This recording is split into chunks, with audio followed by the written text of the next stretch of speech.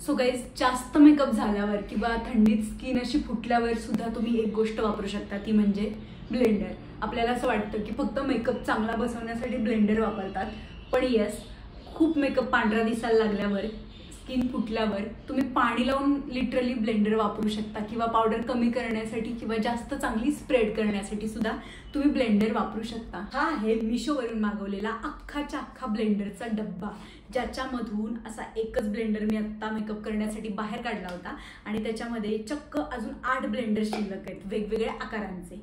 So makeup smooth करण्यासाठी तुम्हाला हवे असतात फक्त वेगवेगळ्या आकाराचे ब्लेंडर्स, जे याच्यामध्ये चिक्कारच आहेत.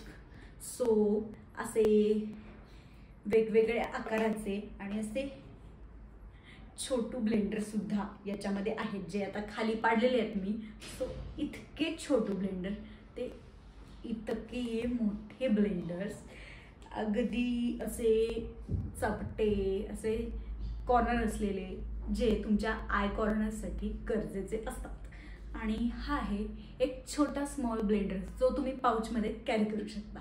सो मेकअप लावायचं असेल किंवा काढायचं असेल किंवा कमी करायचं असेल तर प्रोडक्ट एकच, ते म्हणजे हा ब्लेंडरचा क्यूटसा डब्बा, बरणी.